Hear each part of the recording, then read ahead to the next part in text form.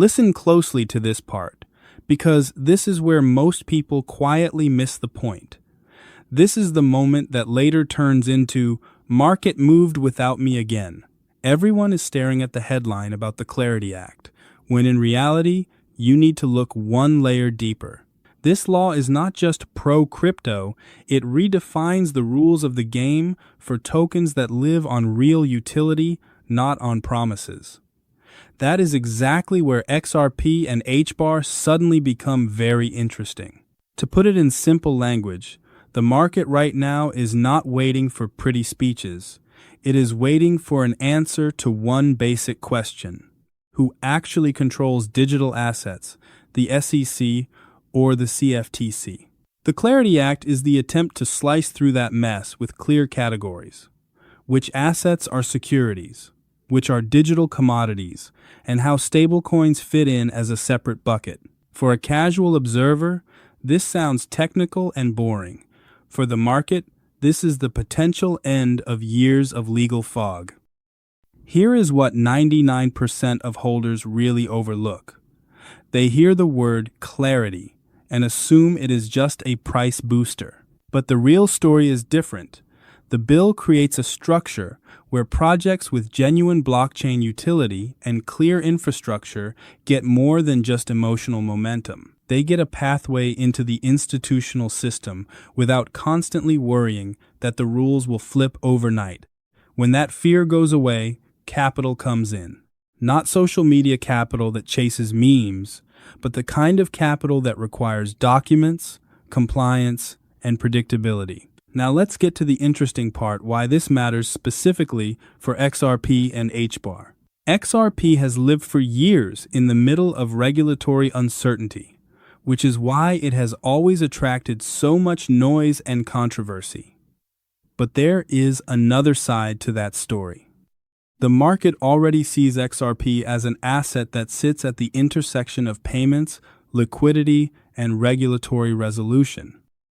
That means any federal framework that clearly separates digital commodities from securities automatically makes XRP easier to understand and easier to justify for larger players if it is effectively locked into that commodity-style treatment. HBAR is a different story, but just as powerful. From day one, Hedera has built its image as infrastructure, an enterprise-focused, serious network. Not a meme playground, not a token that lives only on hype. It was built for business, tokenization, identity, and real-world use cases. The Clarity Act can act as an amplifier here. If the regulatory framework starts to reward projects with clear structure and real use cases, HBAR moves into a category of assets that institutional players can actually explain to their risk committees without blushing. Now here is the detail most people will regret missing. The importance of this bill is not only who it frees, but also when it does it. According to recent legislative timelines and analyses, the Clarity Act is in the Senate Banking Committee, with markup and a full Senate vote penciled in for the spring-summer 2026 window, and a provisional registration period kicking in if it becomes law. That means the market does not have to wait for some distant, final signature to move. Prices respond to expectations and probabilities long before the final bureaucratic stamp. This is where the trap for the majority appears. Most people think in a straight line. First the law, then the rally. Markets often work the other way around. First, capital starts to price in the expectation, then headlines catch up, then the crowd arrives, and only after that do the news segments explain what just happened. If you only watch for the final vote, you are already late. You should be watching the language of amendments, the negotiations around stablecoin yield and oversight, the compromise on SEC versus CFTC roles, and which assets the market starts calling institutionally convenient. There is another angle almost nobody talks about. In 2026, the Clarity Act debate is not just about classifications. It is also about the surrounding rules for stablecoins, yield products, and compliance frameworks. Why does that matter for XRP and HBAR? Because big capital never enters with a single button press. It needs the full stack: clear jurisdiction, regulated venues, defined custody rules, rules for yield and structured products, and above all, visibility on what will still be allowed in 3 to 5 years. When one piece of that puzzle snaps into focus, the others tend to follow behind. For XRP, that could mean a much stronger narrative around cross-border settlements, liquidity, and its role in institutional payment rails if its commodity-like treatment is effectively codified instead of just implied by guidance. For HBAR, it strengthens the story around tokenization, identity, enterprise integration, and real-world assets being built on Hedera, from FX collateral usage to digital product passports and other corporate initiatives. The point is not that one of these tokens kills the other. They can both win in the same regulatory scenario, but through different channels. XRP through payment and liquidity rails, HBAR through enterprise infrastructure. Now for the uncomfortable truth for anyone who loves simple answers. The Clarity Act by itself does not guarantee that the market instantly goes vertical. A law is not a rocket, it is a foundation. But without a foundation, big money is rarely willing to build upper floors. If this bill really locks in a statutory split where blockchain-native digital commodities sit under CFTC-style oversight with a tailored regime, the market can start repricing not just XRP and HBAR, but the whole group of assets that look like infrastructure rather than pure speculation. That is why you cannot afford to get stuck at the headline level. The headline says, "Clarity Act is good for crypto."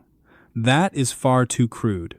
The real story is that the law may create a filter through which capital will separate noise from useful networks and hype from infrastructure. Through that filter, XRP and HBAR look a lot stronger than many projects that exist only because of marketing and momentum. Look at how the question itself is changing. For years, the market kept asking, who is louder? Now the question is shifting toward, who survives regulatory scrutiny, institutional due diligence, and a long runway? That shift gives quiet, robust networks a real shot. They do not need to scream if they actually get used. Usage, compliance, and integration become more important than trend cycles on social media. There is one more subtle idea that deserves attention. When a law starts to create real clarity, the market often stops paying premium prices purely for dreams and starts assigning value to infrastructure. Infrastructure is rarely the loudest asset on your feed. It is the asset that becomes necessary on the day when finance, tokenization, payments, and compliance finally begin speaking the same language. That is why this conversation about the Clarity Act is not just another piece of news. It is potentially the start of a new regime. If we compress everything into one line, it sounds like this. XRP and HBAR may end up not just as beneficiaries of the law, but as some of the assets that fit best into the new regulatory architecture. That is why it makes sense to see them not as short-term trades on a single headline, but as positions aligned with a deeper shift in how the United States plans to classify and oversee digital assets. Here is what you really need to remember. Most people lose not because they do not know how to buy, but because they wait for obviousness in places where the market is already moving on nuances. The Clarity Act is exactly a story of nuances, of who counts as what, of who regulates which markets, of where chaos finally gives way to structure. If you can read that structure even a little earlier than the crowd, you have an edge. The same headline is just background noise for the crowd. But for a prepared market participant, it is a map of where the money is likely to flow next.